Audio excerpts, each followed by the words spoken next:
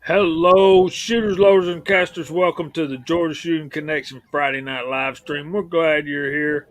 And Kyle, tell everybody howdy. Howdy.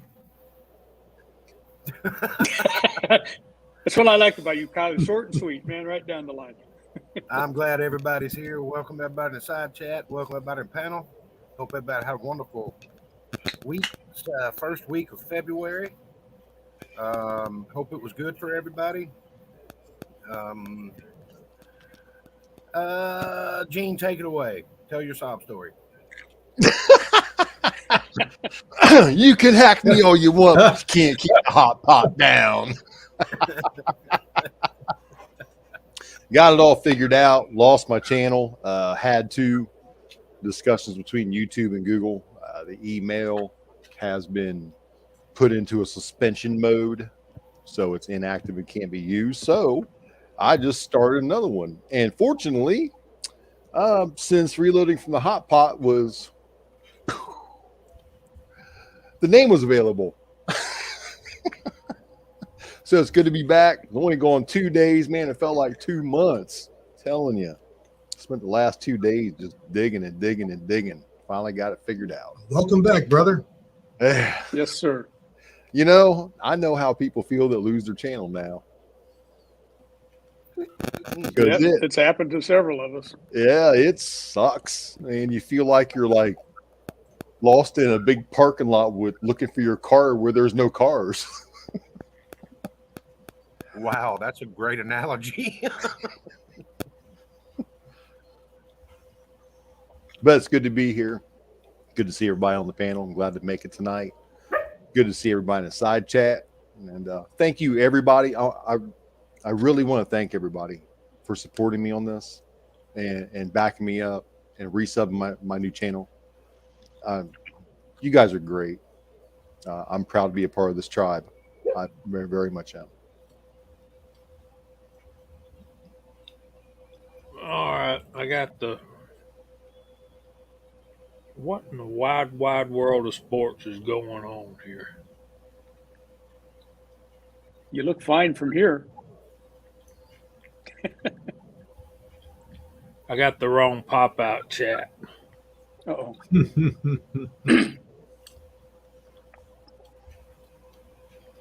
got the one with my real name on there. There's Everybody Leo knows in my the real side name. chat. Hello, We know- Leo. We all know you anyways. I know, right? Got Ocean 374 just chimed in. He's in here. Ed Petty. Andy Where you at? 79 is here. Vanessa jumped on.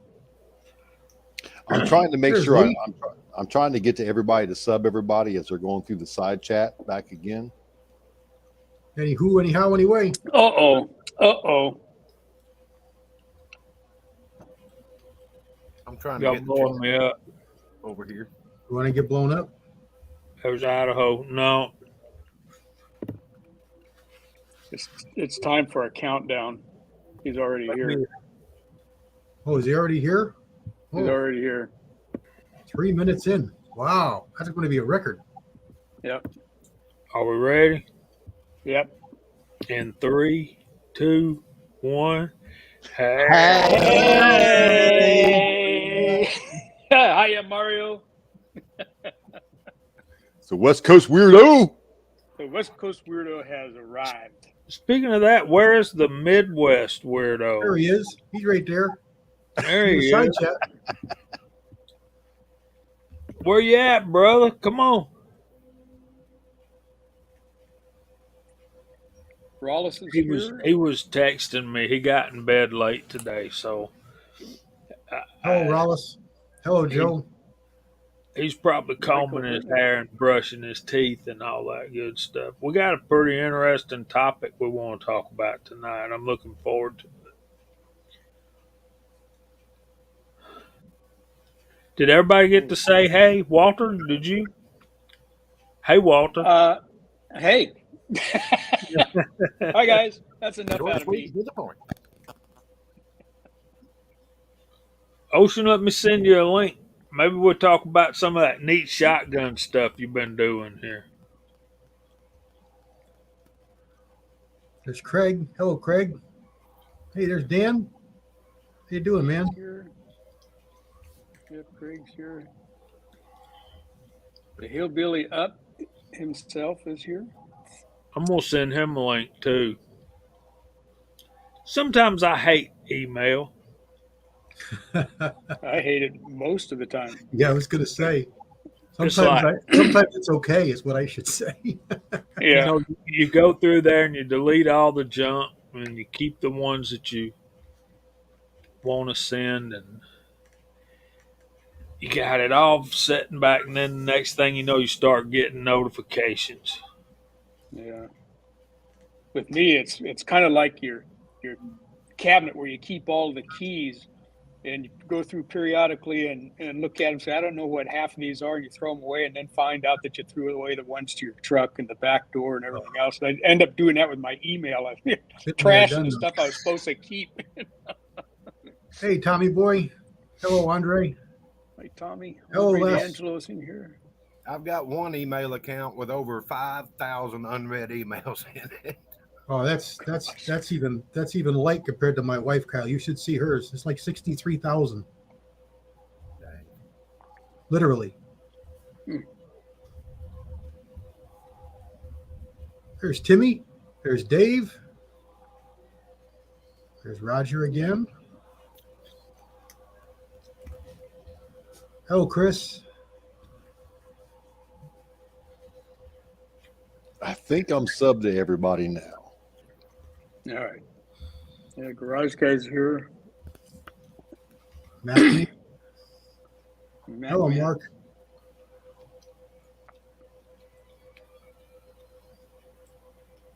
Screw Tube Outcast. There's Broke Loader. Yep. Oh, Broke Timmy. Loader. Yeah, I haven't seen him in a while. Tim S. There's High Boy.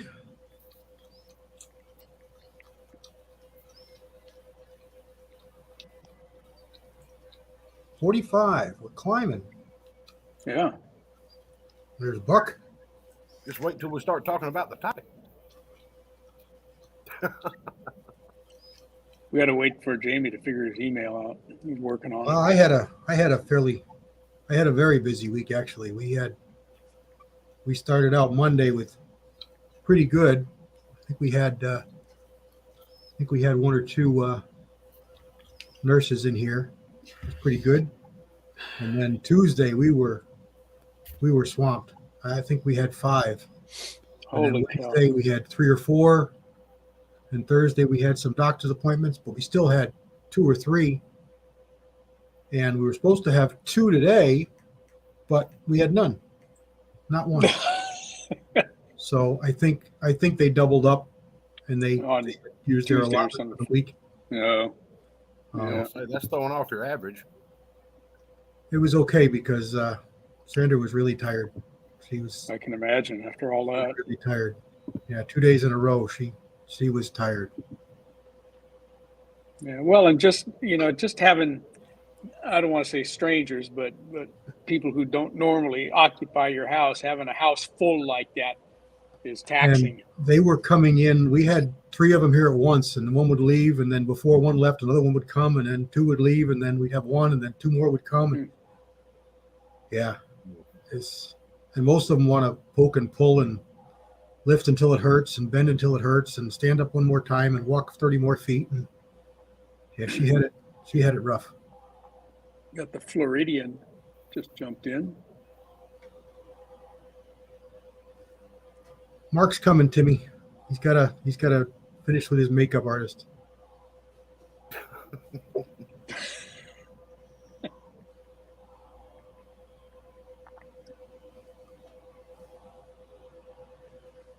You need some better glue, Dan.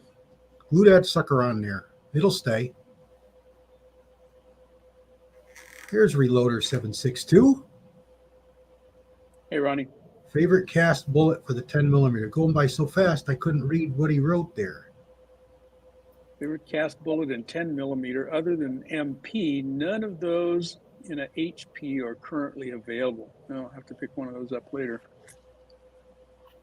It's hard to say a favorite. If I had to pick one, tell you the truth, I'd be hard pressed not to say that Lee 175 truncated cone. That's I a good really bullet. like that bullet. I shoot a lot of that, but in 40. In I 42, don't have yeah, a 10. I bought it I for don't my have a 40. Yeah, I don't have a 10 millimeter, but it's I a tell you, it it's a good casts bullet. good. Not the tumble lube one, the grease groove Right. one. I like Right. it. I tell you, if I had to pick one, it would probably be that one. It always feeds. It shoots really good. It's got a good size meat plat. Mm-hmm. I really like it. That's all I use for my 10 millimeter. Yeah, I really like that Yeah. bullet. Yep. But I also really, really like that 160 hollow point from M&P. Yeah, I have that one as well, and it's a good bullet. But unless you really need the hollow point, there's two. One's a truncated cone and one's a rounded. Right. I like the rounded one better. Yeah, I've got the TC one, I think. Yeah, I think you do, and I know Tin Man does. Tin Man and I have that same one. Yeah. But I'm with you. The Lee bullet is hard to deny. You know, it's a good bullet. Yeah, it's a $40 6 cavity mold. It does a really good job. It's cheap. It casts well. You can make a bunch with it quickly. And like I said, I love meat plats. It's got a fair good sized meat plat on it. I use the 120 grain truncated 6 cavity from Lee too, and I use those for all my competitive. For the What's 9. up, Ocean? The 9. They feed nice. It casts nice. Hey, Julio. I use a lot of Lyman 356402, which is very, very similar to the Lee mold. Mm-hmm. They're almost identical, in fact. So is the RCBS 120 CN. They're almost the same bullets, all three of those. But the Lee's got the advantage with the 6 cavity. Okay, before we get into our topic and before we go through the side chat, first of all, let's welcome Ocean. Hey, Ocean, glad you could make it. Thanks for being here, buddy. Thank you. I want to say something. I want y'all's reaction. It could just be me, but I don't think it is. But particularly with one mold individual, and I will call it out if I have to. I'm not liking tumble bullets because they tend not to spin true. They tend to wobble and get off. Anybody else have that problem, or is it just me? I had that problem with the tumble lube wad cutters from Lee. They would tumble a keyhole on me. They'd end up hitting the target keyhole, and when the same weight, similar style, traditionally lubed type bullets weren't doing that. So I quit using that one. I had the 175 grain for the 10 millimeter with a tumble lube, and I couldn't get it to shoot for nothing. It just wouldn't shoot for me. And the only thing it worked good in was the 410 when I glued it upside down in those cups. It worked good in that, but there's no rifling in that gun. Yeah. I tell you, a lot of my ranch dogs have that tumble lube, and I love those bullets, and they do shoot pretty good for me. So that's the exception to that rule for me. But I don't care for the tumble lubes. No, I agree with you. Yeah, I try to stay away from them. The one in particular that and 7.62, you're going to love that mold, particularly in 40. I don't own a 10 millimeter, so I can't attest to that. Pollard. See, it don't matter what the subject is. Everything works well for Pollard. He's blessed. He's a blessed man. He don't have no issues. Good for you, buddy. The one I'm still talking got time about. to get our lottery numbers in. What you got, James? I know, right? The One in particular I have is the obviously the Lee Tumbleweed 356 124 Mm-hmm. 2R. The little round nose 9 millimeter. Uh, that thing tends to get sideways on me a little bit. Fish tails. What's the word I'm looking for? Keyhole. Keyholes and Not very stable. Yeah. um, and it was Tommy Boy worse. said it.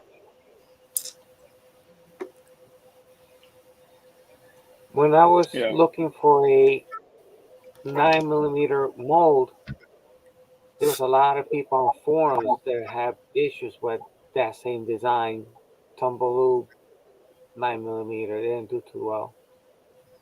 So I just got the truncated cone, the regular loop groove, and she was fine. Mm. Yeah, my 40 cal shoots good with a regular loop groove. As far as 30 cal rifle bullets, I've played with it a little bit, but I've just wasted a lot of lead because I don't know where they hit.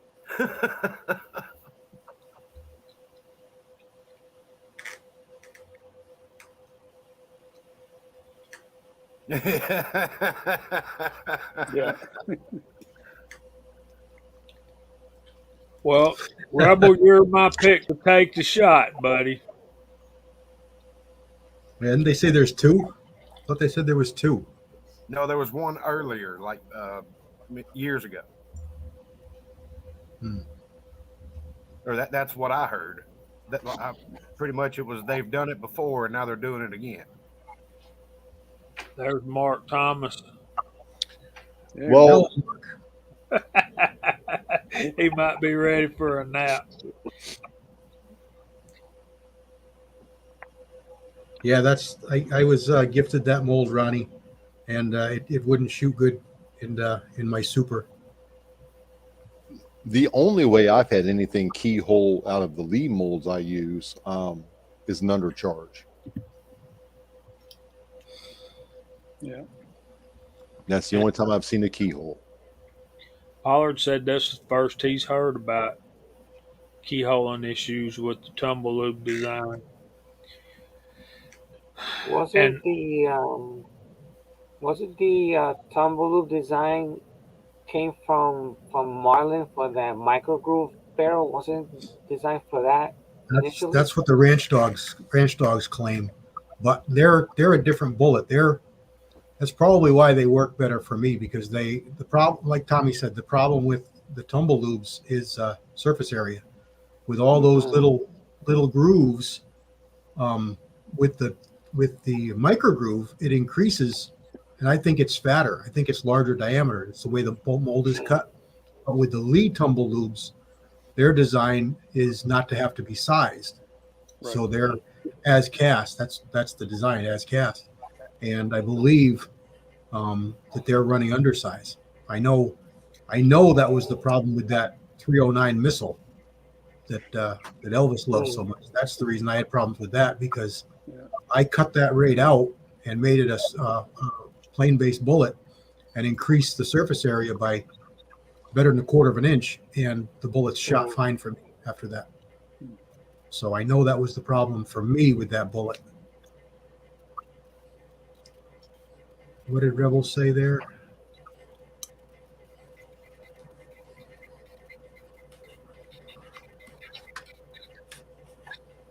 Explosion over buildings just now. Oh, Mm. cool. Good.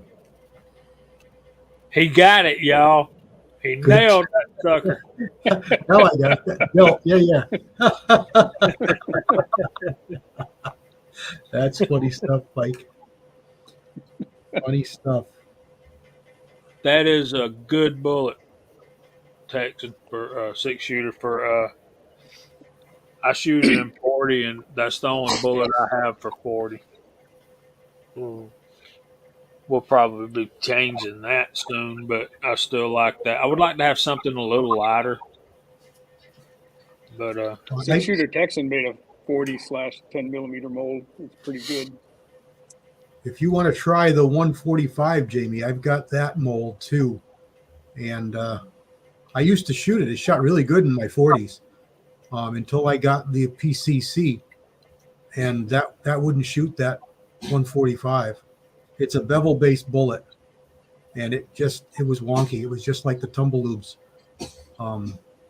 It wouldn't shoot in my PCC.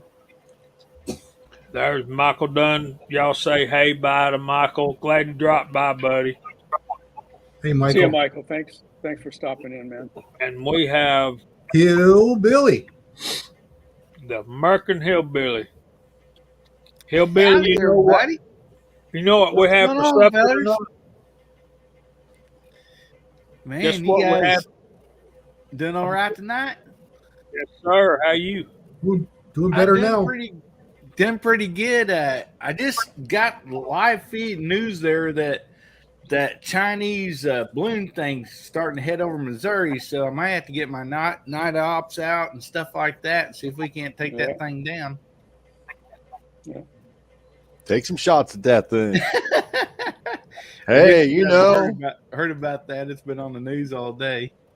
I think if you go, high and far enough ahead of it, Lead it a little bit. Yeah, lead it. Like shooting some skeet, and just start firing them off at that thing, man. And something, something's got to happen.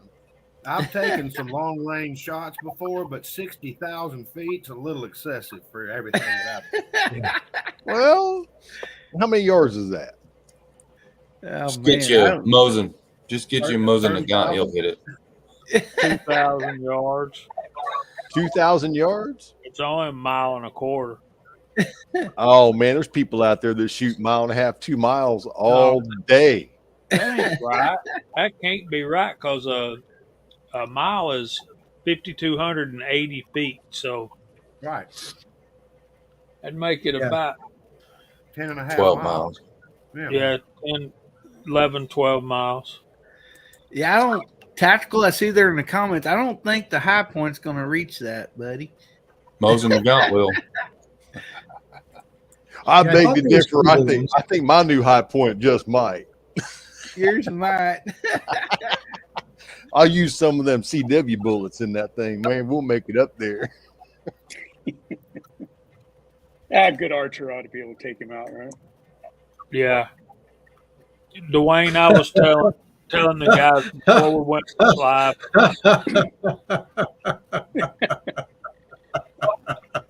Good one, Tommy.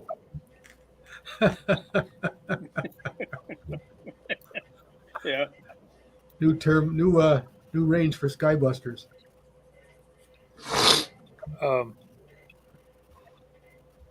Yeah.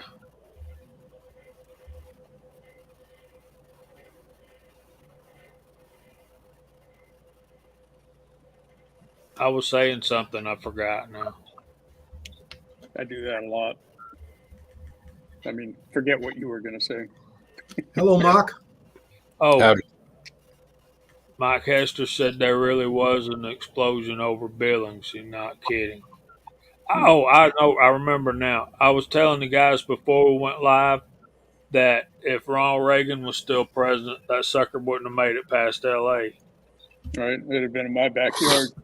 I'd have been out there picking plastic out of my trees. Probably true. Well, unfortunately, the administration we have at the moment doesn't give a crap. Doesn't want to offend anybody. Hello, Harm. See, this is not good, but we don't talk about politics. Right. Anyway, Well, that let's balloon go. that balloon is kind of political, you know. Well, yeah, it is, but Well, it's just a weather balloon. It's not doing nothing. Right.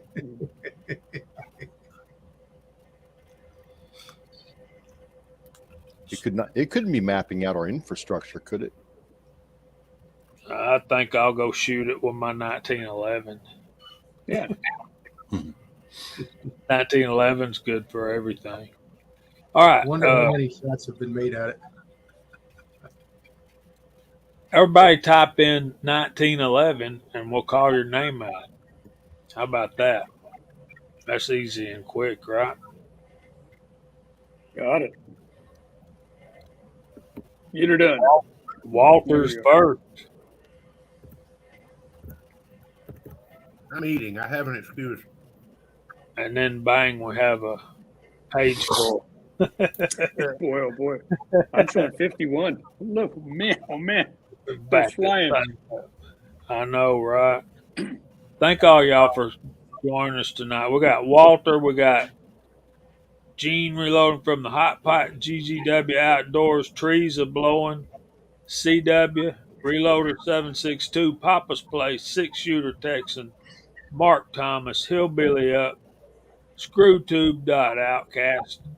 We got Harm, Tactical Bud, Edward Petty, MacMan 039 Reloading, James Pollard, Daniel God is my judge, Andy 79Z28, Kyle Lusk, Wes, AR Guns 1776, Bobby Barlow, Tommy Boy, Michael Hurtneck, Dwayne 7834, Garage Guy 879, G23,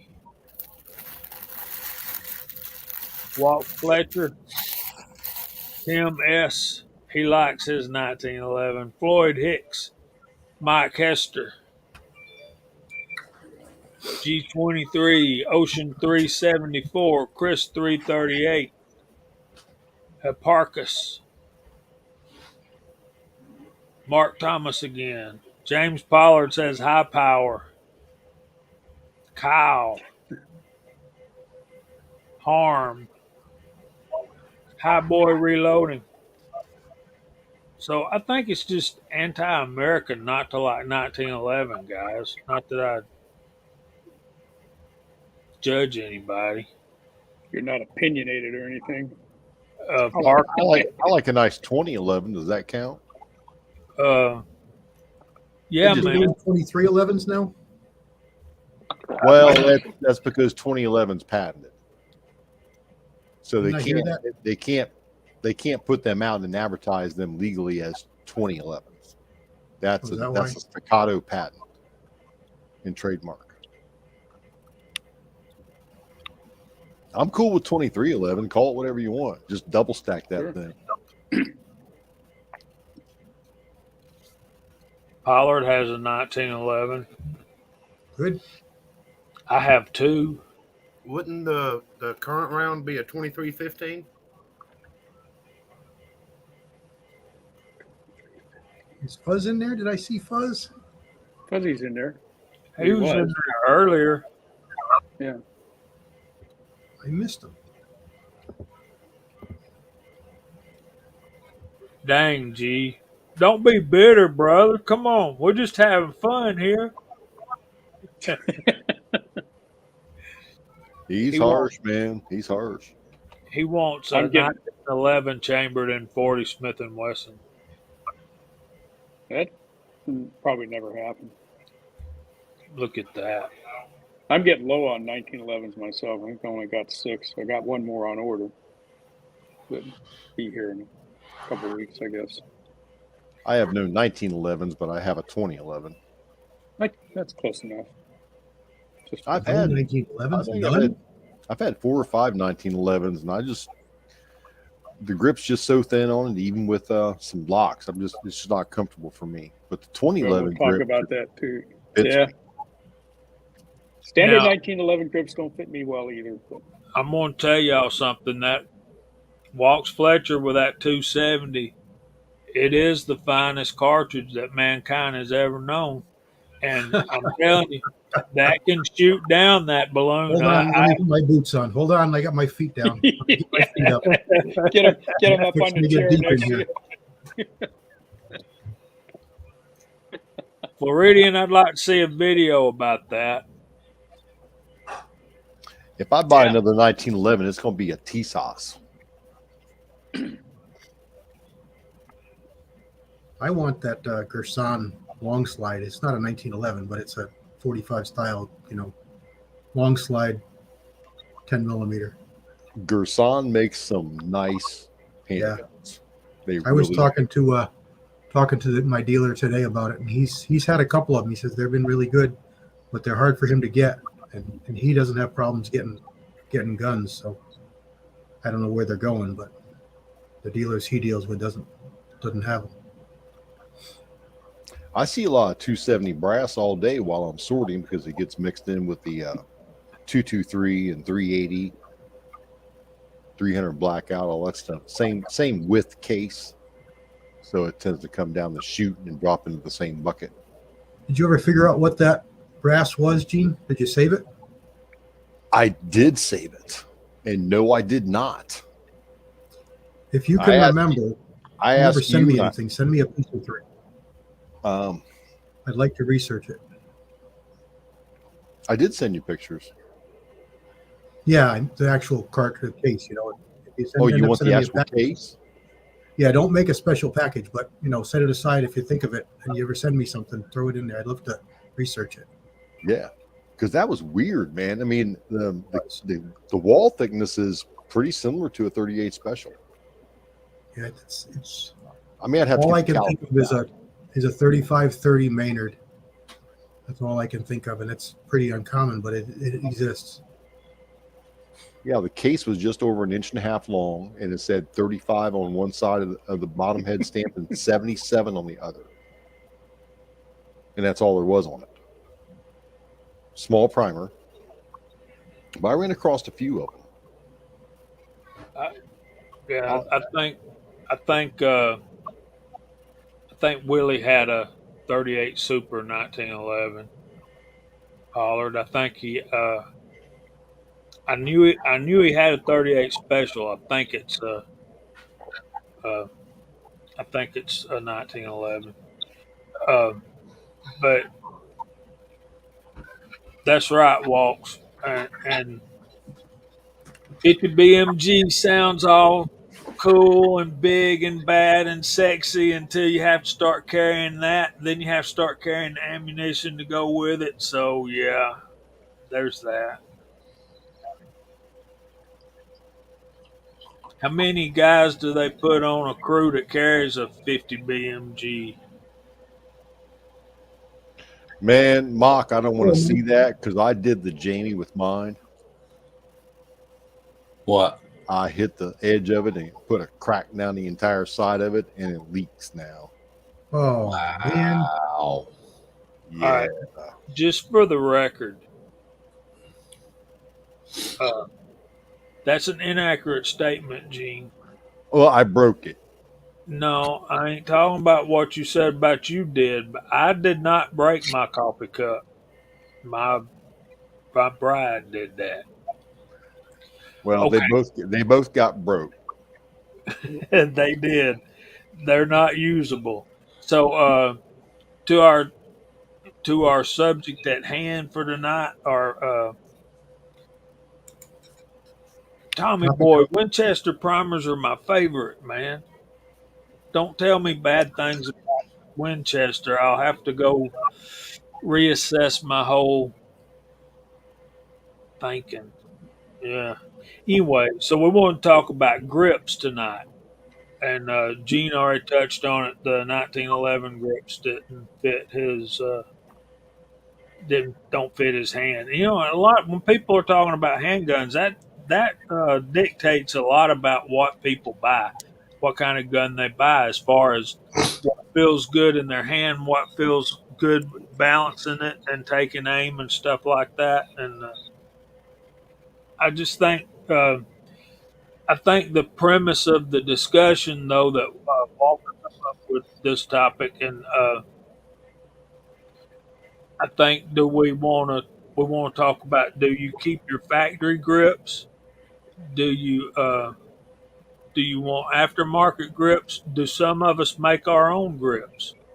And then same for stocks and AR-15s, bolt action deer rifles, all that stuff. So that's what we want to talk about tonight. So, Billy, we ain't heard much from you and Ocean. We'll let y'all two go first on that topic, if you want to. You betcha, buddy. I think grips is a big part of a firearm. I mean, if it's just not feeling comfortable in your hand, I mean, it just, I don't know. It seems like for me personally, it's not as accurate. I don't like to shoot it as much, So I think grips is a major part.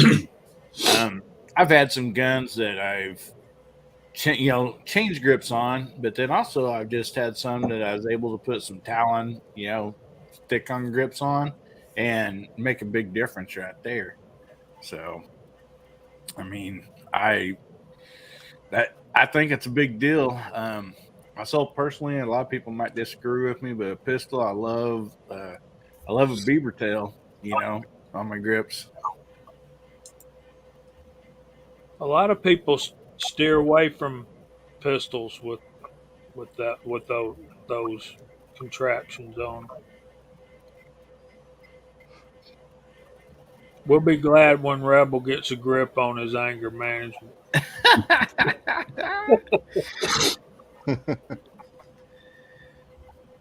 I also agree. I think changing grips to make the gun more, suited to you personally, I think it makes a big difference.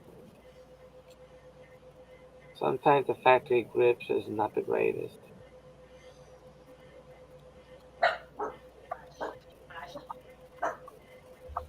We're talking about this tonight, and Mark Thomas does a video about it. So Yeah, I literally just watched his video before I got on here, and nice grips he has there. Good night, Don. y'all say goodnight to trees are blowing. Say it, Trace. Good night, Don. Good night, buddy. Night, Don. Yeah, I like a gun that has interchangeable grips from the factory. Like Smith & Wesson has, it's the backstrap and the palm swell at the same time. I like my TSOS PX9 because it has interchangeable side panels and backstrap, as well as the Sarsamaz. So, and anything else I get, I tend to put, like Hillbilly said, I put Talon grips on it. Or I go with Lock if Lock's available. I emailed Lock about making a set of grips for that high point. I haven't gotten anything back from them, but hopefully I will. I like to get a set of Lock palm swell bogey grips for that high point. I think that would be the cat's meow because I've got extra large hands. And man, I want a gun to feel good in my hands. I've bought and sold so many because they just didn't feel good. It didn't matter the brand. I've had some stupid high-end guns that I didn't keep because they just didn't feel good. And if you don't feel good shooting it, why are you shooting it? There's too many choices out there. And price does not dictate how something feels in your hands. It really doesn't. Parkus is printing his own.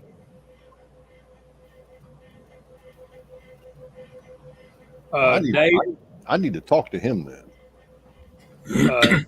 Dave says, I'm sorry, Thorzak says Ruger revolver grip angles have never fit him. And yeah, I get that. Yeah. When you're used to Smith and Wesson or something like that, and you go to something different, yeah. Thank you, my brother Edward Petty. Yeah, I'm kind of in that boat. I've used a lot of Pacmar grips in the past, and they're fine, but I prefer a wood grip if I can get one that'll fit. And for the 1911s, for example, the standard stocks on those don't fit my hand very well. It's hard for me to shoot a 1911 until I change the grips out. And what has worked the best for me is a wraparound finger groove type grip. And for whatever reason, they fit me really well. I cheat a little bit. The Hogue Pro Shop is close to me, and they'll custom fit them for me and do whatever checkering and stuff I want on them. for a little bit more than their standard rate, but they've got a good set of grips that, just as luck would have it, fits my hand really well, and it locks it in there so much better. Otherwise, shooting the 1911 is no fun for me. Yeah, that's what I'm And I running got on my a bunch of Colt is the Pac Myers with the fingers. I love it. Yeah. Well, if Hipparchus could email me at reloadingfromthehotpot@gmail.com, I'd like to talk to him about making a set of grips for that high point. I want to mac that thing out. I mean, just stupid it. I really do. Wall Ninja stuff.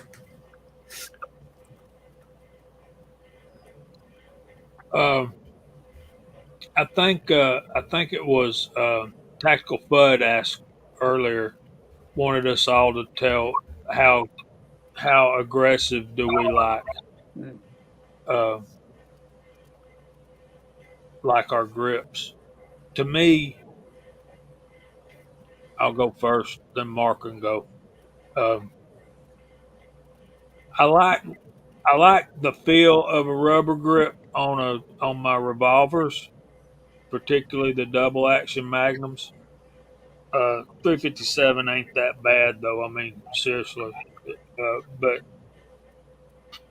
the look of it, I can't get past. I just can't get past black rubber on a handgun. I just can't do it. And I like wood. I like blue. I like blue guns. I like wood grips on them. And uh, Dave also said it. I'm kind of like him. I like the flat checker grips on the 1911. That's what feels best in my hand. And it ain't just when you pick it up either. It's when you're shooting it. When you're actually shooting it, that's. And AR likes wood grips too. Uh, the Yeah, I just like the wood grips and those Herrick grips you were talking about, Walks. I'm gonna try my best to remember to go check those out. I've not heard of those, but I don't like rubber grips on a revolver. And I have bought two or three that was what came standard on them, and I got them I got them changed out. What about you, Mark? What's your how aggressive do you want a grip? Well, it's kind of going back to you said on nostalgia, the wood, the leather, the blued. There's a lot of that going on, but for my carry, I do have the little Glock 43 currently, and I've got the Talon sticker on there, and I like that being aggressive because your hand doesn't move. I noticed before I did that, I was taking a couple shots and fidgeting my other hand to assist, but it just seems like everything locks in a little better when I have the Talon grip there to help keep everything there. I haven't tried it wet yet, but I'm sure it would help if anything, if you were in wet conditions. But as far as the 1911, it's pretty cool having the rubber grip that wrapped around. I'm not sure if that's what y'all are talking about. Because like I said, me and my boy both have big hands, so it really fit, well there. And but the old classic wood look, you can't get away from that. That's my favorite as far as favorites. But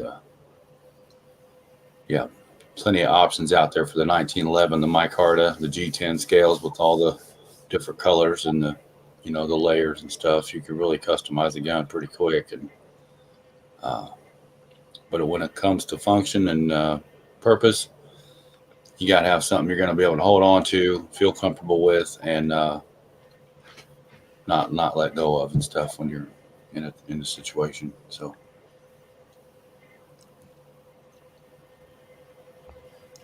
Then you got that issue right there. You got a gun with a lot of recoil. You need that rubber grip.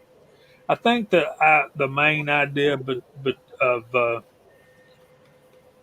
texture of the grip is you're not slipping like you were talking about, Mark. It's not slipping. You're not going to drop the gun and stuff like that.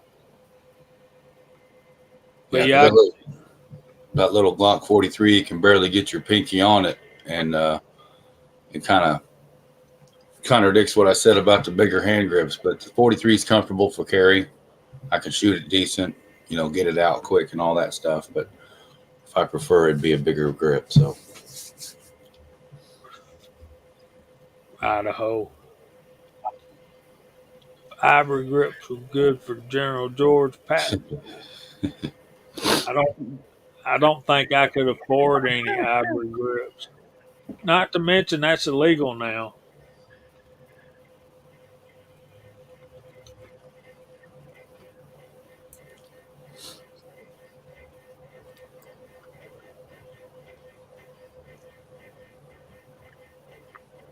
Yeah, The wood grips that came with my Model 29-2 and 27-2. Those things are just beautiful grips. They're really nice, and they're big. They're big and fat.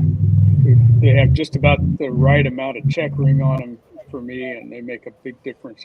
I tried Pacmars on both of those firearms and went right back to the original presentation grips.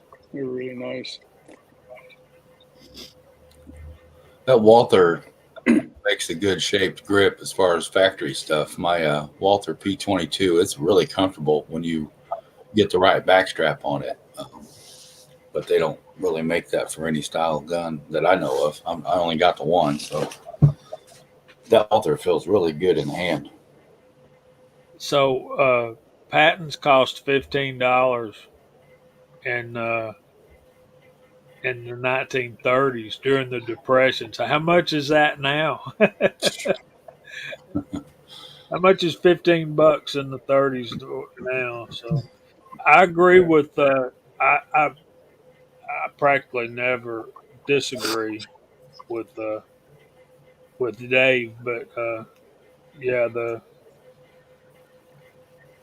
main thing needs to be your marksmanship. What can you shoot that gun well with? Yeah, like Walk said, Right. the Harrods have been around a long time. I know them from target circles more than sporting circles, but I've got a set on a 52. I've got a set for a 1911 for bullseye guns. I've got a set for Mark II Rugers. They're nice. They're nice grips.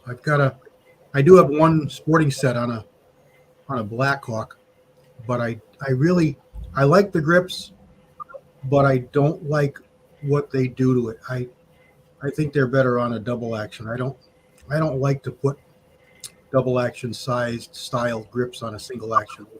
A lot of guys will complain about the muzzle flip and the roll, but that's how those guns are designed. That's how they handle recoil. So you want a smooth, slick grip on those guns because that's what they were designed to have and to be.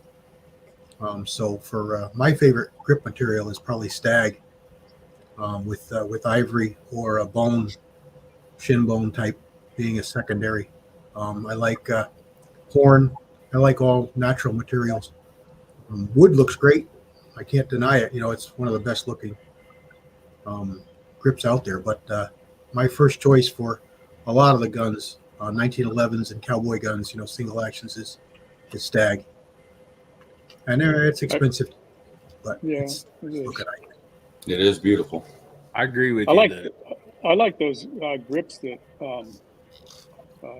Uberti, Cimarron, those guys bring in from Italy. That Italian walnut and the angle on their single action armies with the grips that they put on them fit my hand really well too. Way better than the standard Ruger single actions do. They're nice grips, and they're not. Well, I was gonna say they're not checkered, but I have one set that has a little bit of checkering on it. But I really like the wood grips myself. I mean, they look beautiful. I had a Red Hawk revolver 44 Magnum, and it had some beautiful wood grips on it. That dirt thing, it seemed slick in my hands, and it hurt. I'm not gonna lie to you. I mean, it hurt. You shot several rounds through it. You definitely could feel it. And I'm kind of agree with you, Jamie. My Smith & Wesson 357 has those rubber grips on it. They are so comfortable. I love them, but I don't like the looks as well. And then actually that Beretta, I put a Crimson Trace grips on it with the little laser, light on the side of it, and I really like those. Those felt really good and comfortable. And believe it or not, the way that laser bumped out on the right hand side, just above your trigger finger, it I think it helped. It just helped with the grip a little bit more, and it's very comfortable.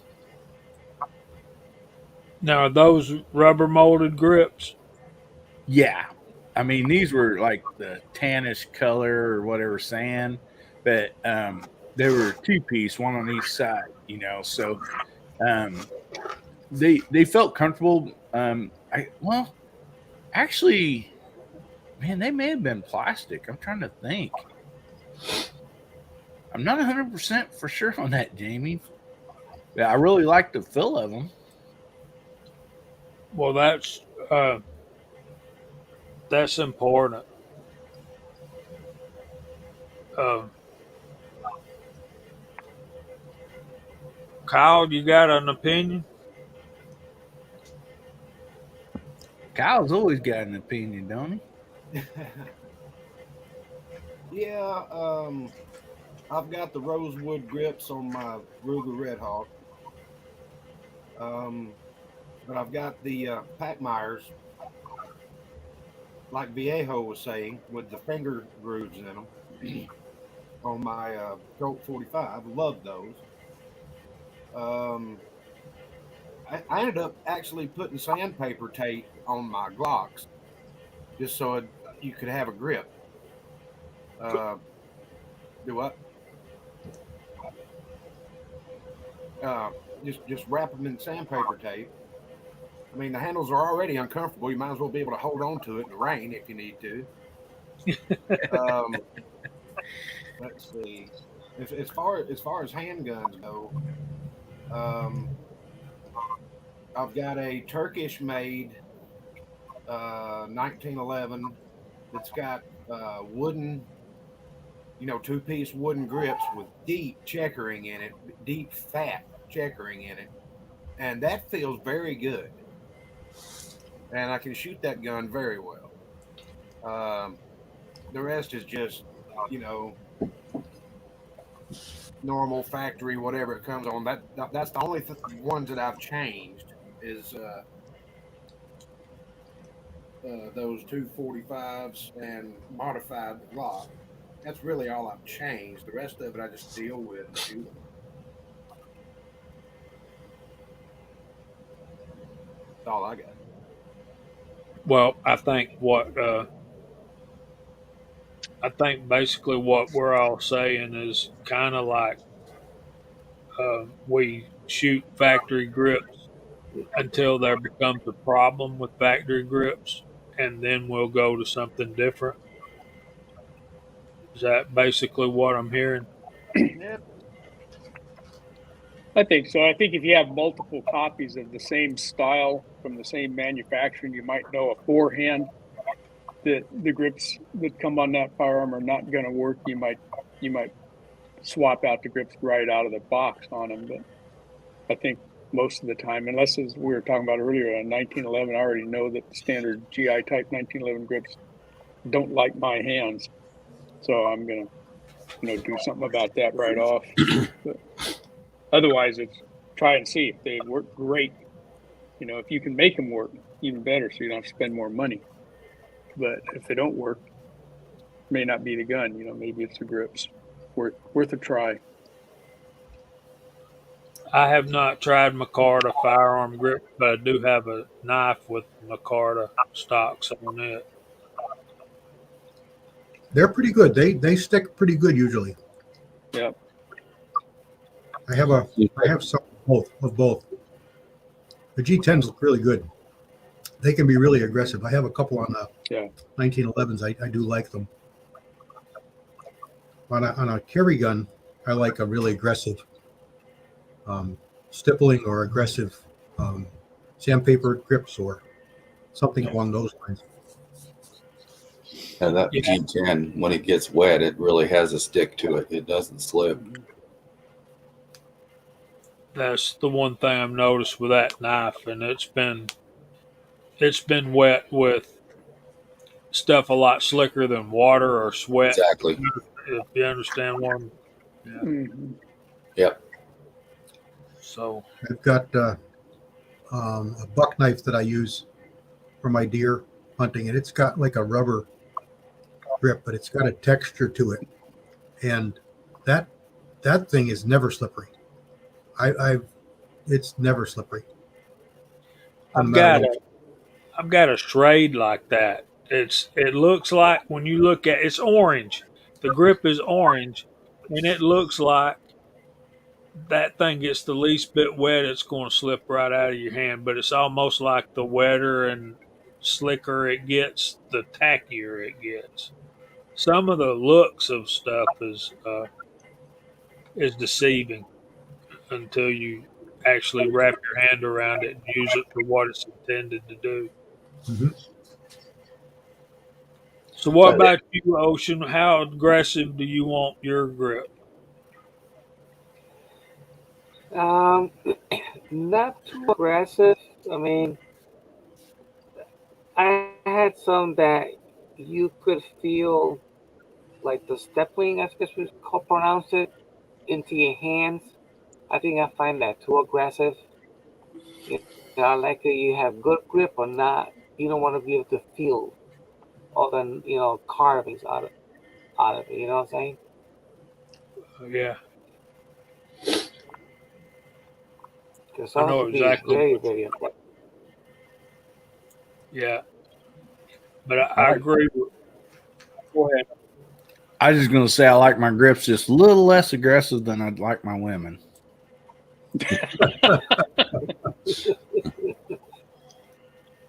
Another point about ivory, they're not the best on heavy recoilers. They can crack pretty easy. So like Edward says, they're really nice on a barbecue gun. And if you don't know what a barbecue gun is, it's a fancy gun, usually not shot so much, but it's taken out and bragged on and you know shown off at social events. So like a 500 Magnum, something you don't shoot very much. Something like high bright stainless, high polished, or nickel plated, or really flashy gold plated. Something that's really flashy and fancy, high dollar, or just really fancy. I think Gene and me, we're gonna turn that 10 millimeter high point into our barbecue gun. Maybe just have to get out some paint and paint it up a little bit. There you go. You need to Oh have yeah. Are you able Oh to get yeah. one? you need to have a retractable 6-cavity Lee mold built inside the barrel shroud. Retractable mold. Did you get one, Hillbilly? Not yet. Still working on it. What? My feeling about the Smith and Wesson 500 Magnum is it will drain your lead pot and your pound of powder jug about as equally as fast. As your wallet. I don't think it's going to be using all your primers up though. There you go, Tommy boy. That's the wrong one. Y'all jumped on me. Yeah, I saw a video one time. Taco was casting 500 grains. Those things must have been like 2 inches long. I don't know if you ever seen that video. He powder coat them in all different colors, and it really drains that pop very quickly. Yeah, I kind of have a mixed love for guns. I like the shiny, fancy stuff, but then, I also just like the blacked out stuff too. So I'm not partial at all to the finish of the firearm itself. It could be polished nickel or matte black. It doesn't really matter. But if it shoots well for me and it doesn't cost me an arm and a leg, then I'm happy with the finish. So we got a Ricky Baird sighting out there. Yeah, Hey, Ricky.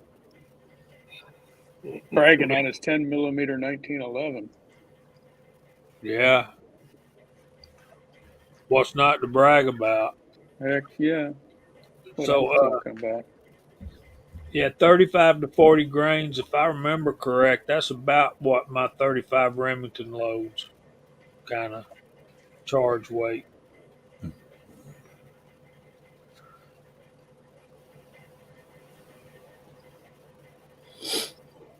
New Tex, I didn't mean to put you in timeout if I did that. I didn't mean to do that. I was trying to get Gene his wrench back, and I'm like, he was right under Gene, and I'm like, man, that ain't letting me do it. And remember, I had to go sign in under a different email and all that crap. But yeah, I think as far as pistol shooting, and y'all can expound on this, I think the two most important factors that will aid your marksmanship is a good grip that's comfortable and a good trigger that you like. Mm-hmm. Those will help, for sure, and along with practice. And Thorzak's has been real good about keeping those reminders coming in. You can have the most expensive firearm, the best set of grips, the best trigger in the world, but if you haven't figured out your point of aim yet, and are able to pull that every time to the same spot, then those things are I don't want to say useless. That's not the word. They're secondary. That's what I'm trying to say to your overall marksmanship. But they will help. And just because we aren't the best marksman, which would be this guy right here, doesn't mean that I shouldn't go out and do everything that I can do to help my situation along. So I don't mind spending a little bit of money on some good parts here and there if they help a little bit. Good, but it still comes down to practice and marksmanship skills. You can't really more buy it. important than the parts. Right? You have to learn it. Right. You can support good habits That's the with good word I'm products, looking for. Yep. but you can't buy it. You got it. It's all you. That's My advice to the anybody words who I really, was fishing for. anybody who really wants it is to find a bullseye league, join it, and shoot it. You'll learn to shoot. You'll learn to shoot well, and you'll get a basis. It's the foundation for pretty much everything else.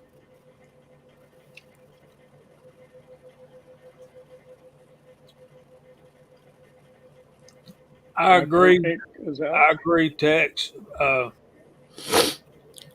The difference being in handgun shooting, well, really all shooting,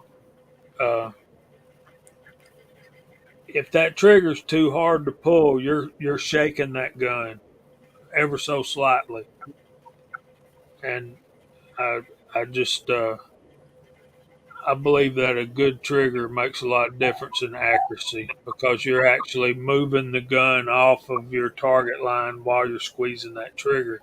If it's too firm, or too gritty, or if it takes your mind off of what you're doing, obviously it's a detriment.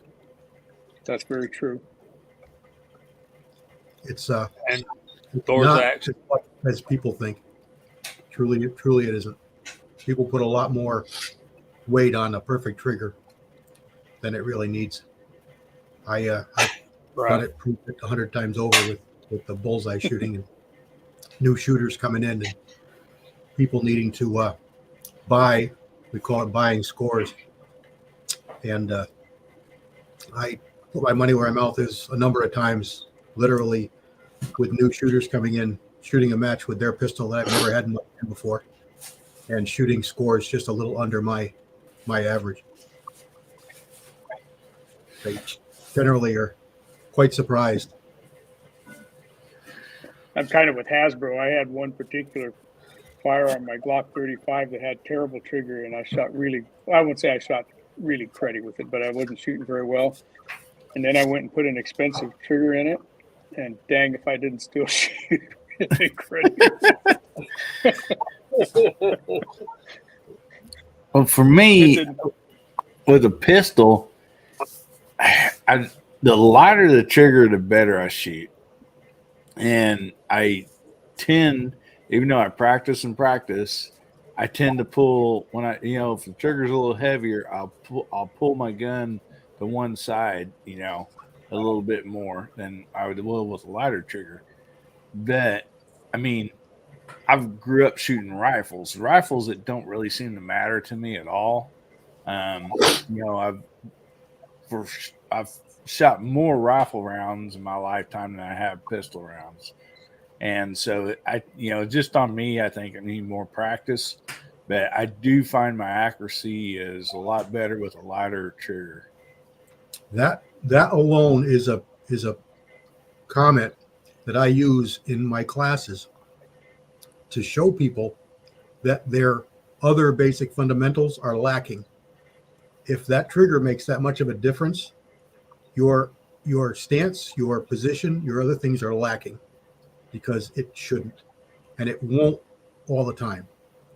You do everything the way you're supposed to, you'll have a good solid foundation, and everything else will work better. So when you have things like a good trigger but you don't have a good stance, you have a good trigger but you don't have a good grip, you have a good trigger but you don't have your fundamentals down to make good accurate shots. The trigger feels great. Oh, you think you're shooting great, but really it's not. You're not. You maybe for one particular time you shoot, but next time you shoot it won't be that way. Yeah, maybe I shouldn't be trying to smile at the camera either while I'm shooting. That might help.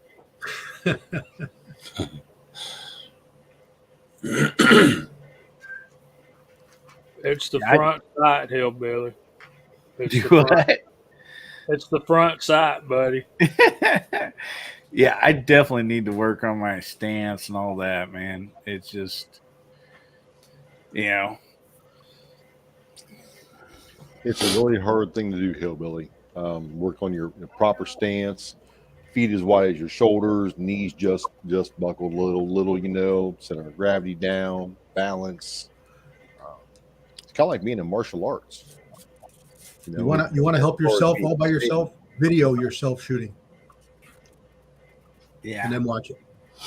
You'll pick up right away as long as you know what's right and wrong, you'll pick up right away what you're doing, and you won't even realize you're doing it. Yeah, that's a great idea. I mean, when it comes to pistols, like even for competition, I don't like anything under 3.5 pounds. I mean, I've had firearms that had 1.5 pound triggers, and just almost negligent. You can get too light. Yes, I think I agree with that 100%. And Jamie shot my TSO, and so did Mock, and that thing's scary. Yeah. I mean, you just touch it and it goes off. It's just that's too much. So you need to have a personal control over it. If you like an 8 pound trigger, great for you. If you like 1.5 pounds, great for you. But have control of it. Yeah. One thing that freaked me out when I start talking to these guys that train other folks is they talk about follow through, and I never looked at it like that. I've looked at follow through as being for baseball or for your golf swing and stuff like that. That's what Thorzak's is talking about there. You want to see in your mind before you take that shot.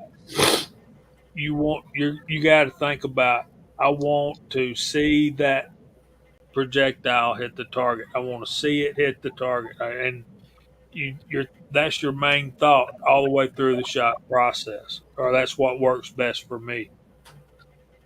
If you don't, you get up there and you start slapping the trigger, and you're knocking off front sight off your target and all that. But this is not a shooting class. We were talking about grips. Now we're talking about triggers. But and when I say a good trigger, I'm not necessarily talking about a real light trigger. Everybody knows the difference between a light trigger and a good trigger. I just Clean want break. a consistent trigger. Yeah, good clean break. Yeah. When you're doing the bullseye stuff, there's a 2.5 pound limit. So if you're shooting with something that's much lighter, and you post a score, it won't be allowed if they test your gun, and it's found to have a too light a trigger. We've bounced a number of guys with too light, unsafe triggers from posting, record scores. If you really want to talk about dangerous triggers, let's start talking about deer hunting. You get in trouble in a hurry deer hunting with a trigger like that. Yep. Any deer hunter will tell you. You ever remember to recoil that gun? Nope. You won't remember a 5 pound trigger either. Right. Yeah, Smith and Wesson triggers are the standard GGW in my mind. You've got that heavy double action pull, and you can single action is a nice clean light break, but that single action pull is smooth all the way through it. It's heavy, but it's smooth. And not just that, it stages for you right before it goes off. And that's what I love about a Smith & Wesson trigger. Yeah, I definitely agree with you on that.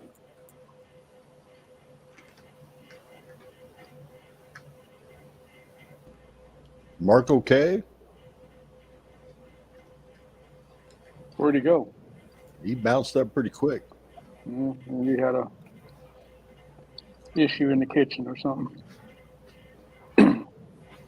How much you guys willing to pay for a new set of grips for a firearm? Is there a maximum that you guys think is starting to get to the point where it's just not worth it to go spend money on grips if they're over $100 or over $200, or what do you think is worth paying for a better set of grips than that which came on your firearm? Is there a price? What do you think, Ocean? Me, I would say maybe $100 max. Yeah, that's kind of what I think too. Any more than that, and probably it's the point of diminishing returns after that. That. Yeah, mine's $67.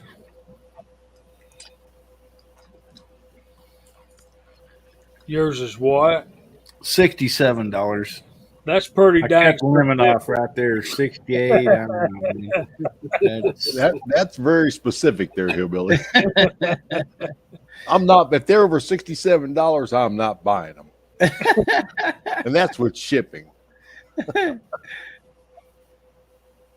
You got it, Dave. Tommy boy, I've always liked you, brother. Until today. That's almost like saying the G word on foreign and domestic. Mm-hmm. Yeah, man. Look, I'm a Smith & Wesson guy. If you want to call me a fanboy, that's fine. I'm okay with that. I'm getting into Rugers now. I'm liking Blackhawks better and better.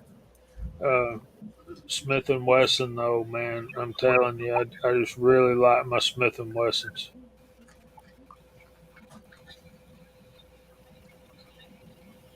Yeah, although and I've got those 2 or 3 older ones that I've had for 45 some odd years, my 29-2 and the 27-2, and they're beautiful. The finish on them, beautiful. The stocks are beautiful on them. Triggers are superior. but I bought a Model 25-15 a couple of years ago, and 45 Colt, and I'm not very happy with what Smith and Wesson has become. The fit and finish just isn't what it used to be. The trigger is not what it used to be. No. And I was kind of disappointed, and they're still expensive as all get out too.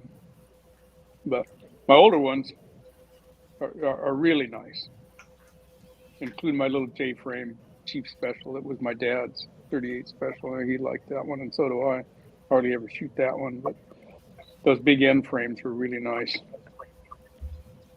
How can you say that? How can you say that, dude? No kidding. Rugers are nice guns. I'll give you that, but you'll never make me believe Smith and Wessons are not every bit as durable.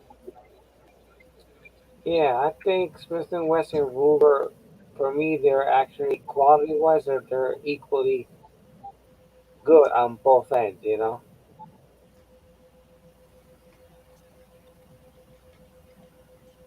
I have two GP 100s along with my single action Rugers, and they're both nice firearms. But and Tommy Boy was talking about the Match Champion. I've never had one of those in my hands. I keep thinking about grabbing one. They come up every once in a while, but I've never shot one of those. I never have even talked to anybody who has one here locally to ask whether or not they're that much better than the standard GP 100 or not. As far as durability goes, I know one thing: Ruger's more durable than my chronograph was. They got in a fight that one time. Yeah.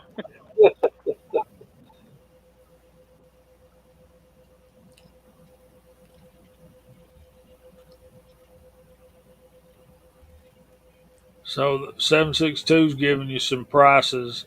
Yeah. I paid just under $100 for a set of grips I have on my 686. I I really would like to have some stag grips, but I'm not willing to pay that kind of money. And we're talking between $200 and $300. What So you got on that 686 is beautiful, perfect, and comfy.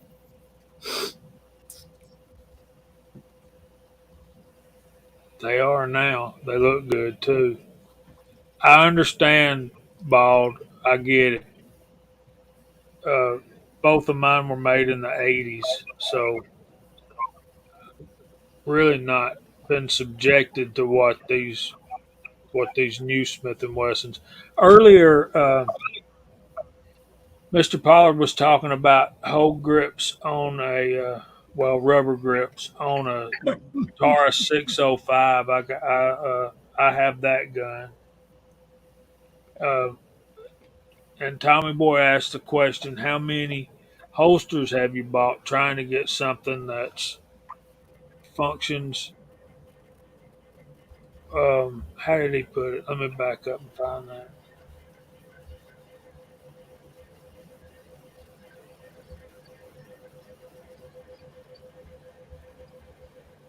I'll find it. Find something you like.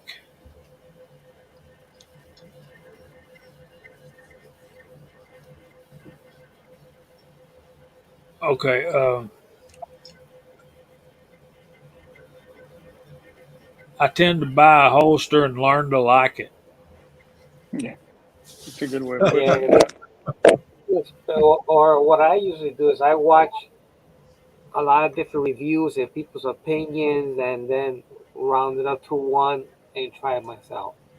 Because I think it'll get costly buying a holster every single time, and even like my son. My son bought like 5 or 6 holsters, and he still was not happy with them. You know, it's I guess do more homework. I guess just to avoid spending a lot of money. Anybody who carries a gun has got at least a shoebox full of holsters stuck somewhere. Me, I've got a whole bureau full.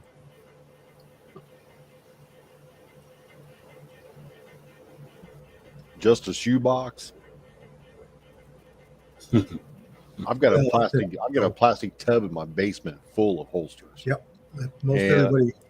You know, if I find somebody that has the gun that I have a holster for, I try to give it away. You know, hey man, I got a holster for you. Perfect for that. Try it out.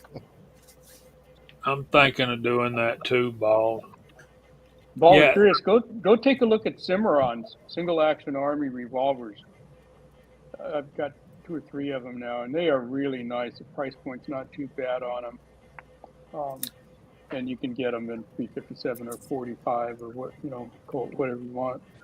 But I actually like my Cimarrons better than my Ruger single actions. Maybe because they're SAA, maybe because it's the single action army style that I really like better. But they're well made, well fitted. Gene's got one of those, I think. You got a 45 long Colt, don't you, Gene? Yeah, I got a Piata. Yeah. Yeah. And it's nice, smooth, nice trigger, good grip. Just stock out of the box. It's a nice gun. Well, I'm gonna have to try one of those. I've been trying to resist the 45 long Colt, and it's You can't resist the pull. You can't resist the pull. And it's there's the so much you pores. can do with that caliber. I mean, you could shoot, 45 Schofield through it, 45 Cowboy Special if you want to do that, and shoot, something like 45 ACP bullet through it. But that 45 Colt's such a great cartridge, I think. Yep. It's a strong gun. I really enjoy it. You can do mouse farts to right under the casoul. And then like me, you'll get the handgun, and then you got to have the matching rifle. Oh, of course, you got to go get the hand rifle. That goes without saying. I wrote a check for a Black Hawk today. Now I'm starting to save up for a lever gun. So there's that. 357. 44. Oh, 44. Okay, cool. 43 is Magnum special. Magnum. He's got a special already. Okay, yeah, that's what I thought. So if I ever come across a Ruger 41 mag, I'll grab it in a heartbeat. But I haven't been able to find one because I have no 41 mag. It's got all the molds in the world and stuff for it, and dies and everything else. No firearm. 41 mag. So, what do y'all think of these online makers of grips? I get emails from one, and I can't remember their name. I could have told you, but there's 2 or 3 companies that specialize in grips, and I've bought a lot of T-Jacks through the years. Hogue, we've named a couple times. Packmeyers, Harrods, and there's a bunch of small companies. That VZ pretty popular, ain't it? VZ that's the company that I get emails from. Oh.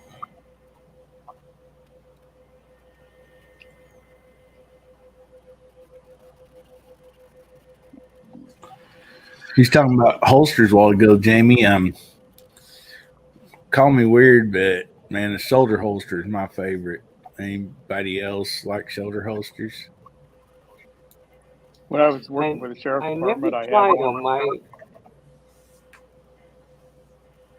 had my backup firearm was that Model 29 that I was telling you about, because our primary firearm was a Smith & Wesson Model 39 underpowered POS, and we could carry as a backup weapon anything you qualify with back in those days. So mine was the Smith Model 29, and that was a shoulder holster rig that I really liked. That carried that thing so well. Yeah, I'm just partial to them. I like them. Man, I know a lot of people don't, but it's just something that, I'd rather use that than any other holster, personally. I've never had one good enough that I could say I gave it a fair shot. I try to put them on and wind up throwing them away. But I'll say this about shoulder holsters: they look kind of goofy when you're wearing shorts and flip flops. Yeah, yeah. Yeah, you shouldn't really be wearing them to the With beach. me, I But always, yeah, yeah, I thought of trying though, because usually, with a holster, usually my gut gets in the way. If shoulder, and it won't bother me to be out of the way. But I never tried one. well, I used to, take a pistol with me hunting a lot, deer hunting or whatever. And so most usually at that time it's cold and everything, and it just the shoulder holster has felt comfortable as under your jacket in case it's raining, or whatever. Hmm. It's just something I kind of got used to over the years that I just really enjoy. I'm sorry. As long as that shoulder holster rig was secure, I think I would get into it, and I'm going to try one. Um, but I think it needs to be secure, not flop around, especially the Oh heavier. yeah, You know, yeah. Yeah, it Right. needs to fasten down into your pants belt with a Yeah, I was loop about to down say there the to good keep it up ones in close. have loops that go down to your belt loop. Hmm. Yeah, like a I like mine. set it up like that you're gonna wear suspenders. It grabs into your Hmm. pants and then stay and it's stationary. Yeah. I bought a few of the chest holsters, and I've been liking those. I use a Hill People Gear bag a lot when we ride because I'm in and out of towns and I can't always have it open.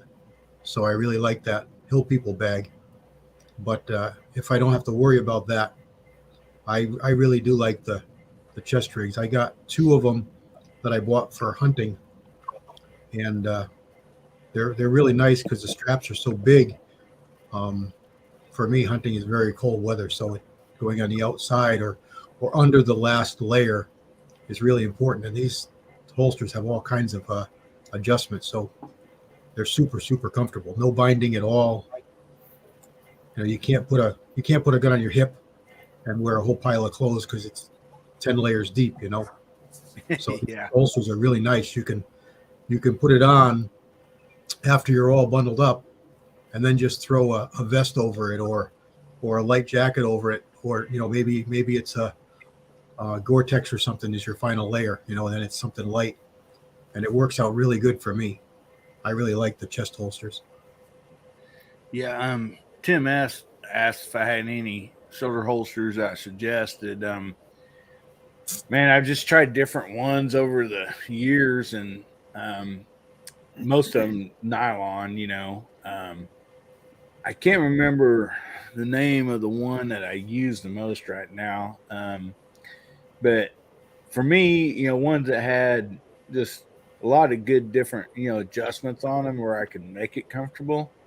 And a lot of times when you ride horses, um, I don't know how many of you tried horses, but um, having a rifle on a horse, going underneath your leg like that, it's just not all that comfortable, especially if you're on longer rides and stuff. And so, um, shoulder holster was always nice for that too. But the nylon ones, you can get them reasonably priced, different brands. And so, um, I don't know if I could really suggest a certain name of one. This one that I had here for my 29, that's the one that I use the elastics on. It's about done for. Made by Bianchi. Yeah, This is nice. they made good stuff. Yeah. X15. Yep, Yep. I still got a couple of those. They work good. Yeah. It was real nice, durable, and Simple, designed as comfortable. a brake front, so Yep. you didn't have to pull it out like that. Boom. So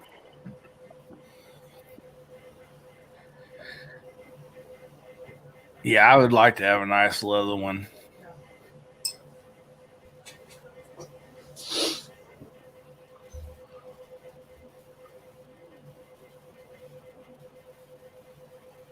I don't know what that would even cost today. I wouldn't want to replace that sucker. It's expensive.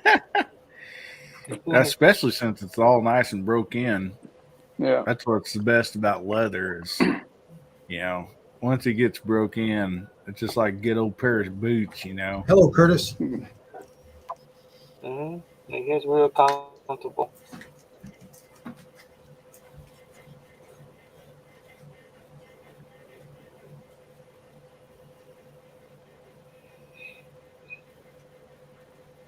Yeah, Tommy boy, I remember the El Paso holsters. I've had a couple of those around too.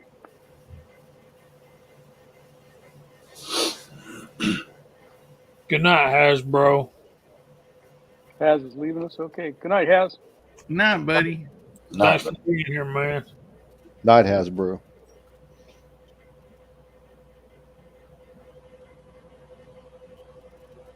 Check that out. Yeah. That's going way back. Abigail made a comment about We the People leggings.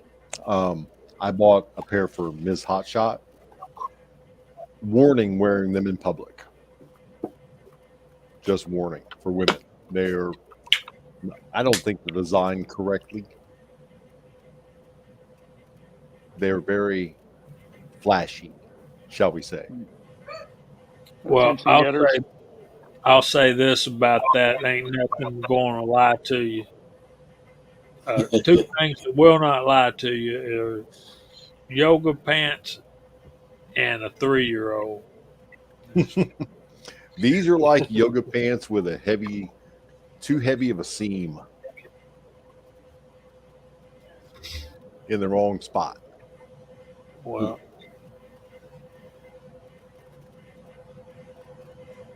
Idaho. I thought you'd gone to sleep, buddy. That's all right.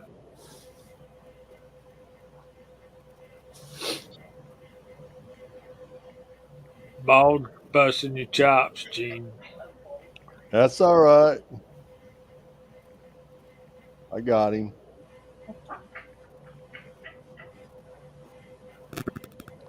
How about that?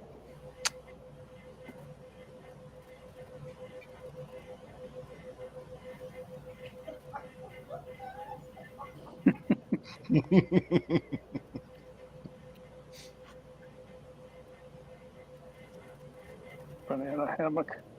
So,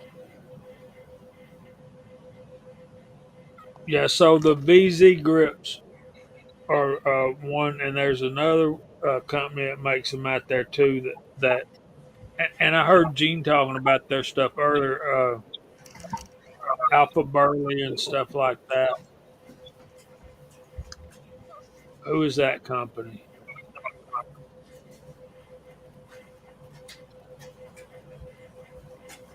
I'm sorry, what was that, Jamie?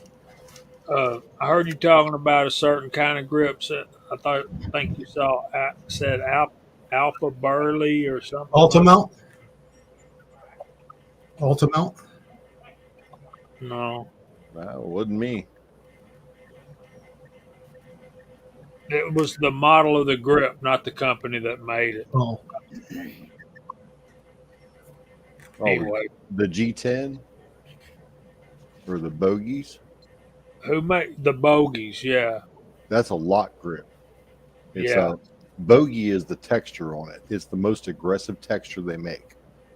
And with competitive shooting, when you grab your pistol out of your holster, you want it to stick to your hand. And you do not always get the best grip, the best position of your grip. So you have to compensate and overcome for a bad grip to be on point with your targets in competitive shooting like USPSA. So I want something that sticks to me as soon as I grab it, and that's where it's at, and it sticks, and I compromise and adjust for my grip with my shooting. Can't you just use some pine tar?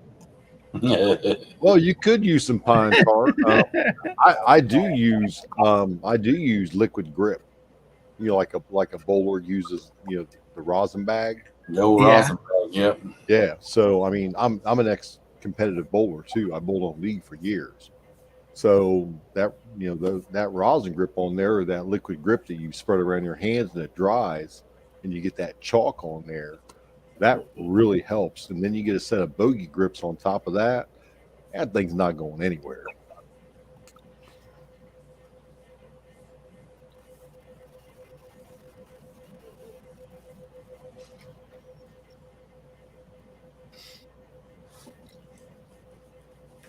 Papa's place, I don't know what to tell you. I just use do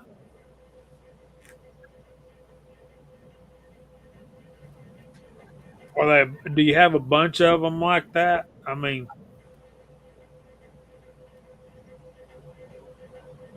What's he mean? A pierced primer from a crimped primer? Is there a it's difference? the primer is crimped in place because it's a military piece of brass, Yeah. but Uh-huh. but the primer is pierced, so it's probably got a big rip in the middle of it. Oh, I gotcha. Oh, okay. I got lucky with a small drill bit on the side of it and picked it out with a little pick set. It's tedious, but it worked. Is that one piece of brass that important? Well, it might be some of that military stuff. You want to save every piece you get. If Yeah. it's military match brass, yeah, you want to save that if you Yeah. can. So things like that, I usually pitch into my box, and scrap yard about half mile from my house gives you $2.40 a pound for brass. Well, I mean, you go through when you go through as much as I do, and like CW, and I mean, you're going to start gathering that bad brass. Yeah. You might as well save it up and turn it in. At least fill the tank in your car once in a while. It adds up. It really does. I got Yeah. I got two 5-gallon pails. I gotta drop off. And primers too. I mean, spent primers.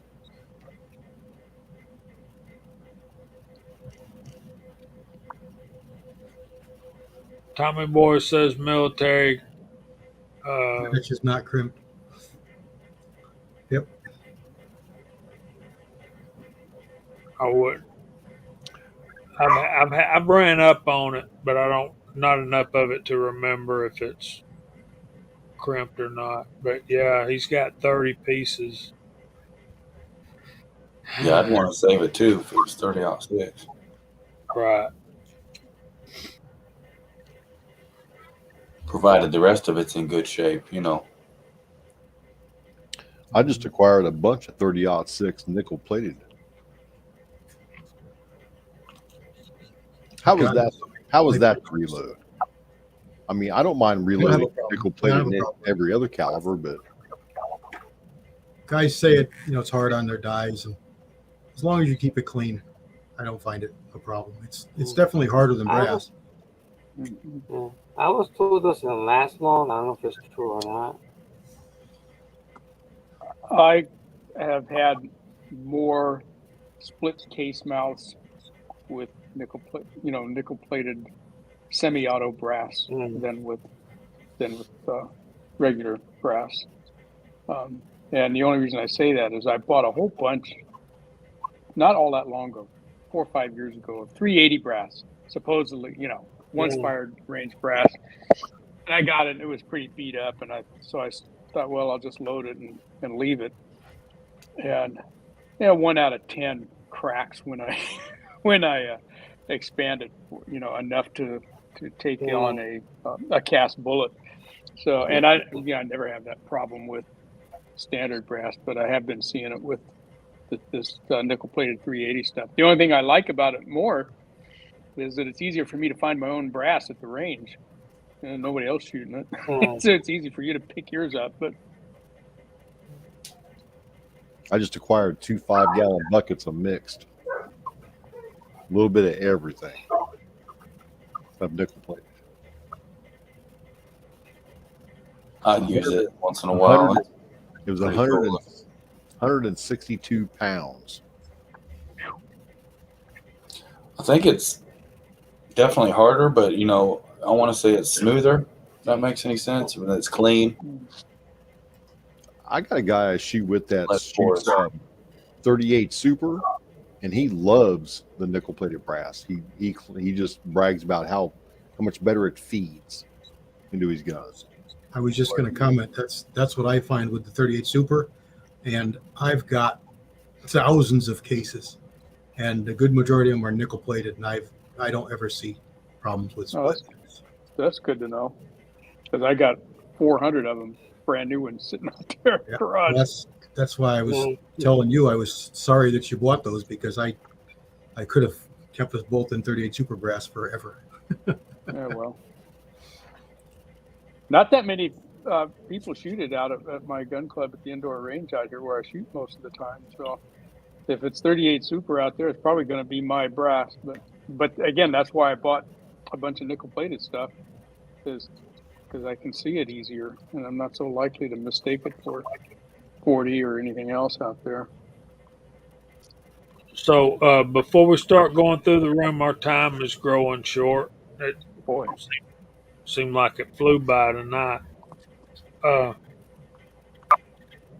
has anybody bought any lock grips or BZ grips?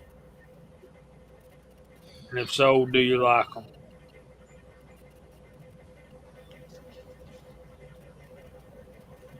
No input. I'm a Well, lock grip fan. I've been thinking about buying some of them BZs just because I get emails from them so often. Don't let them get you. They sell CZ grips are in one category, 1911 grips, revolver grips, all that different stuff. But they're not wood. They're um, I don't really know what they're made out of. It's a plastic rubberish kind of thing. I don't know how to describe it. I guess I need to just buy a set and see. yeah, try them. Are they? How's the price on them, Jamie? Have they showed prices? They are $67. Oh, they're in my price range then. They're just Imagine they're that. just outside of your range, Hillbilly. Yeah, They're they doing some free shipping. I might get some. $67.59. Well, Well, now they got the Krell full size grips for 1911 for $65. there we go. Now we're talking. Okay. Now, Bob for that says, price, uh, what would have an exchange policy? I'm sorry, Julio, I couldn't hear you, buddy. Also, for that price, hopefully they have an exchange policy. If you don't like it, see something else. Bald says the VZs are G10s. Yeah, Curtis, wouldn't we all, man? Mm-hmm. Yeah, those are G10 grips.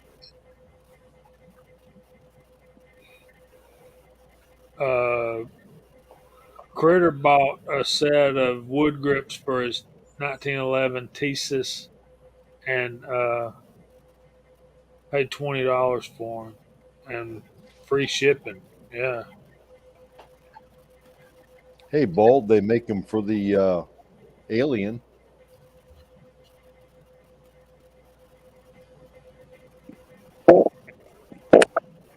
There you go. So, Garage Guy, do you like them? Would you buy them again for something else? Tactical Fud says, look at gun grips.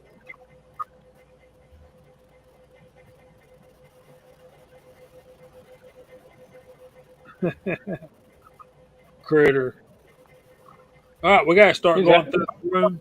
I'm assuming we're going to need to clear the floor for Gary. Gizzard Gary coming up. What were you saying, Walter? I'm sorry. Oh, no, nothing. No, I was just saying, yeah, it's almost usually Gary time.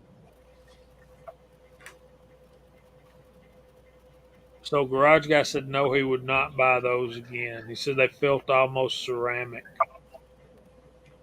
Hmm. Recover Tactical makes nice 1911 grips.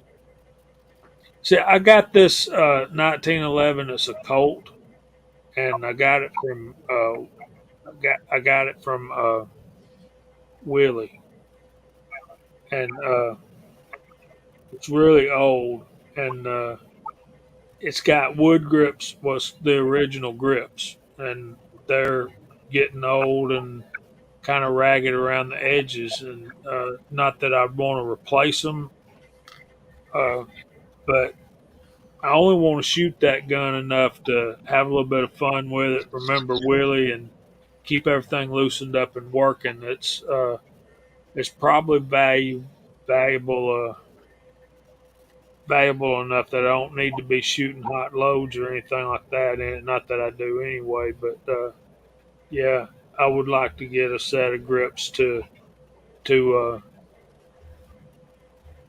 put put on that gun for when I do shoot it, and still keep those original ones. You know what I mean? Exactly. So what you got working on, Hillbilly? You want to tell us anything? Well, I'm looking for some grips that's under $67, and they're like got red, white, and blue on them. I mean, that's the market for me. So anything American flag, any of that stuff, I'm in the market. You have to include free shipping on that, though. Um, oh man, we still have 3 inches of ice outside. It's been 4 days, I believe, and it's not thawing out very much at all. But hopefully by the weekend it'll start thawing out. So it's been hard to shooting videos for that. My wife won't let me shoot out the window, so I'll just have to wait till it clears up a little bit. Um, we are going to have a Saturday night guns, beer, and therapy tomorrow night on my channel, and I invite everybody to come over, and we try to have some fun topics and just visit. And if you ain't got nothing going on a Saturday night, hop on in. I will have a special guest on there tonight, Saturday night.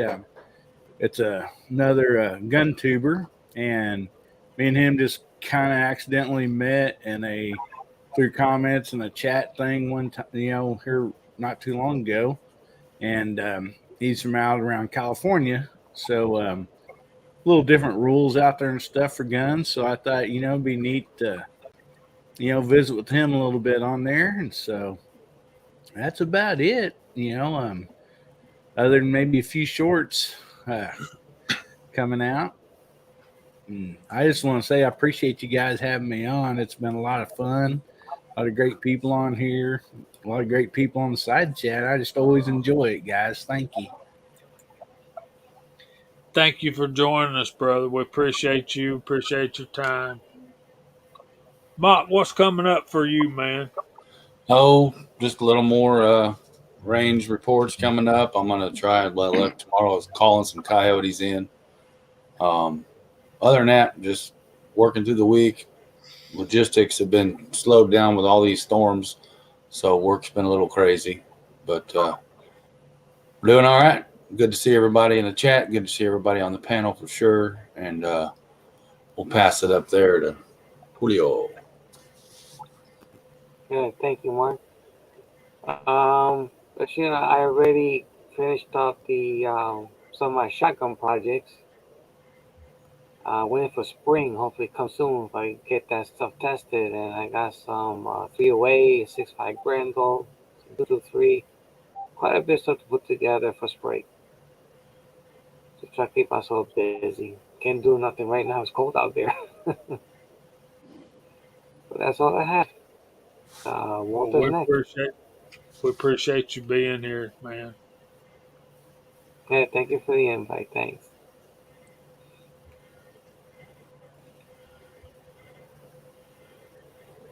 Go ahead, Who's Walter. that? Me? Oh, okay. Well, again, thanks for the invitation to come and take part in this illustrious panel that we've got here. What a good bunch of hombres we got going. Side chat was great to see all you fellas out there and ladies. God, I'm bad about that. I gotta. Sorry, girls. And let's see. I've got this 68 series I've got going on, comparing a bunch of Hensley and Gibbs number 68 style bullets for 45 ACP. The next episode of that will come out probably Monday, when we're going to start making dummy rounds for all of those things. And I'll show you a little bit of different stuff that I'm doing with those this time. And I got a whole bunch of other casting projects lined up, waiting in the wings to get done. So that's what I got going on. I got one little short to do. I got a prototype storage rack for the Lee turret press from Nick Ross. Sent this thing to me and asked me to evaluate it. So I'm going to put that up and show you guys that, see what you think. So that's where I'm at. Thanks again for the invitation to take place. I look forward to this all week long. It's great. Well, we're honored to have you, brother. Thanks. Gene, the reloading machine, you're up. Oh, thanks for having me on. And Hillbilly, it's too cold there for shorts, man. Unless, you do you, though. Just do you. Just Shorts and the shoulder holster. I want to greatly appreciate being on tonight. I feel very lucky to be able to be on tonight with everything that happened with me the last couple of days. I'm very humbled by everybody supporting me. It's been fantastic. Such a great community, it's just been very nice. Thank you very much, everybody on the panel, in the side chat, or down. It's down there, isn't it? It's over here on mine, but it's down there on. Okay, yeah. But I'm going to start uploading some videos on that high point where I left off at. I'm going to start with there and do some other favorite videos that I've made on some things and just start building the channel again. Very good. If you will, before we sign off, put a link to your channel down in the comments.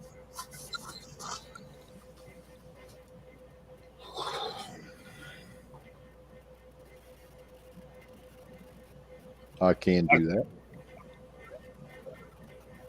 This hot shot, it just does that. I don't do anything to it. I have some. I guess it's the honest Amish. What can I tell you? I should probably do a video, huh? What you got, Kyle? You working on anything this week? I'm working on getting some rest. I'm gonna wait until it warms up tomorrow. It's supposed to be fairly nice. It's supposed to start out real cold. Hell, it's a Arctic tundra out there right now for Georgia. I think I'm gonna clean my truck up. That's about all I got coming up. I appreciate everybody in the side chat and everybody on the panel. I had a good time. I was actually a little quiet tonight because I didn't want to make a whole lot of noise making these babies. I'm turning some people's trash into another man's treasure. Yeah, we got to get Julio back on here and talk about that. Julio did some cool ball and buck stuff on his channel. If y'all didn't see it, y'all go check out his shotgun stuff. Yes, he did. See, That was a baby, good set of did. videos. Yep. Okay, CW, what are you going to be working on this week? I've got a pretty big week coming up here. Besides all the regular stuff for my wife, my knee surgery is finally happening on Thursday, so that's a pretty big deal. Don't know how much videos I'll have for a while, but we'll see what I can do. It's all up in the air, kind of. Prayers to you, brother. We'll be y'all keep CW and his family in your prayers. He's taking care of his dad and his mom, his wife, and all that. So, plus dealing with a dealing with a surgery. So let's keep him in prayer. And with that, I'll say I got started making my double barrel shotgun video, but it's turned out to be a lot more involved than I was hoping. So we'll get that done soon and get it up for y'all. And I got 2 or 3 of those I'm going to do. So with that being said, we're clear the way for Mr. Gizzard Gary. Y'all not doing nothing, hang out with him. Let's see, we got Hillbilly up tomorrow night. We got G23 at 6. Got Hillbilly up at 10. Uncle Jim at 8. Sunday night, foreign and domestic. Tuesday night's the Reloading podcast. If y'all want to check them out. Wednesday night is Chris from the 740. I think AR is doing his thing on Thursday nights again. So y'all have a blessed weekend, and if the Lord's willing, we'll see y'all again next Friday night at 8 o'clock, and we hope He blesses y'all real good. Say good night, y'all. Good Good night, Good night, y'all. y'all.